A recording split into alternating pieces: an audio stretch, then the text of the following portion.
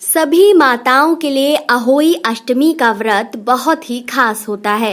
यह व्रत करवा चौथ के 3 दिन बाद रखा जाता है, यानी कि इस बार करवा चौथ का व्रत रविवार 24 अक्टूबर 2021 के दिन है और गुरुवार 28 अक्टूबर 2021 के दिन अहोई अष्टमी का व्रत रखा जाएगा। इस दिन सभी माताएं अपनी संतान की लंबी आयु और सुखी जीवन के लिए अहोई माता के साथ ही माता पार्वती व महादेव की भी विधि विधान पूर्वक पूजा अर्चना करती है। इस दिन महिलाएं सुबह से ही निर्जला व्रत रखती हैं और रात को तारों को अर्घ्य देकर अपने व्रत का पारण करती हैं। कहा जाता है कि अहोई माता की पूजा करने के साथ ही उनके इस व्रत की कथा सुनना बहुत ही महत्वपूर्ण होता है, क्योंकि व्रत की कथा सुने बिना यह व्रत अधूरा रह जाता है और इसका कोई फल प्राप्त नहीं होता। इसीलिए यदि आप भी संतान प्राप्ति या अपनी संतान की लंबी आयु के लिए अहोई माता का व्रत रख रही हैं, तो इस दिन व्रत रखने के साथ सच्ची श्रद्धा से पूजा पाठ करें और अहोई अष्टमी व्रत की कथा पढ़ना या सुनना न भूलें। आज के इस वीडियो में हम आपको अहोई अष्टमी व्रत की कथा के बारे में बताने जा रहे हैं।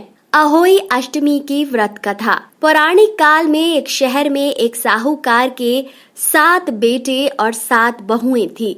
साहूकार की एक विवाहित पुत्री भी थी, जो दिवाली के समय अपने ससुराल से मायके आई हुई थी। दिवाली के दिन अपने घर को लीपने के लिए साहूकार की 7 बहुएं व पुत्री जंगल में मिट्टी लेने के लिए गई। साहूकार की बेटी जहां मिट्टी खोद रही थी, उसी स्थान पर एक स्याहू अपने 7 बच्चों के साथ रहती थी।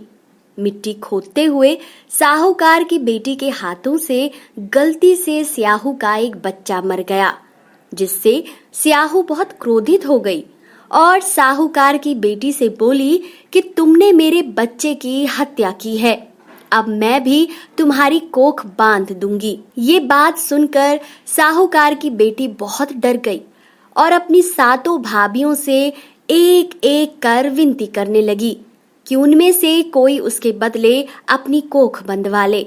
एक एक कर उसकी 6 भाभियों ने मना कर दिया, लेकिन सबसे छोटी भाभी अपनी ननद की कोख को बचाने के लिए अपनी कोख बंधवा लेती है। जिसके बाद से जब भी साहूकार की सबसे छोटी बहू का कोई भी बच्चा होता तो वह 7 दिन में ही मर जाता था, जिससे दुखी होकर उसने पंडित जी को बुलाया और कोख खुलवाने का उपाय पूछा। पंडित जी ने छोटी बहू को सुरही गाय की सेवा करने को कहा। इसके बाद छोटी बहू एक सुरही गाय को घर ले आई, फिर उसकी सेवा करने लगी, जिसे देखकर एक दिन सुरही गाय ने उससे पूछा कि तुम मेरी इतनी सेवा पानी करती हो, जिससे मैं बहुत प्रसन्न हूँ। तुम मुझसे कुछ भी मांग सकती हो।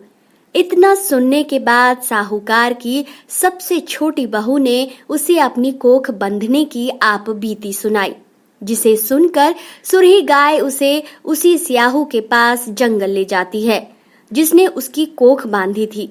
लेकिन रास्ते में चलते चलते दोनों ही थक गए और आराम करने लगे।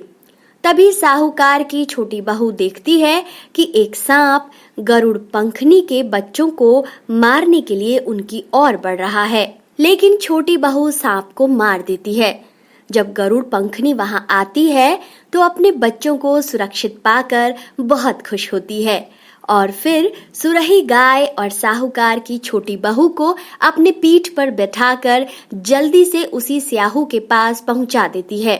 वहां पहुंचने पर सुरही गाय स्याहू से साहूकार की छोटी बहू की कोख खोलने के लिए विनती करती है और उसे बताती है कि किस तरह छोटी बहू ने उसकी सेवा की है, जिसे सुनकर स्याहू भी खुश हो जाती है।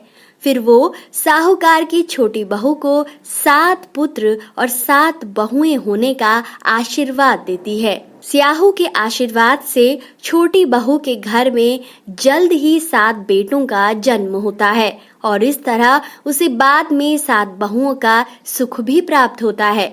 तो दोस्तों, कैसा लगा आपको हमारा ये आज का वीडियो? अपनी राय कमेंट सेक्शन में जरूर बताएं।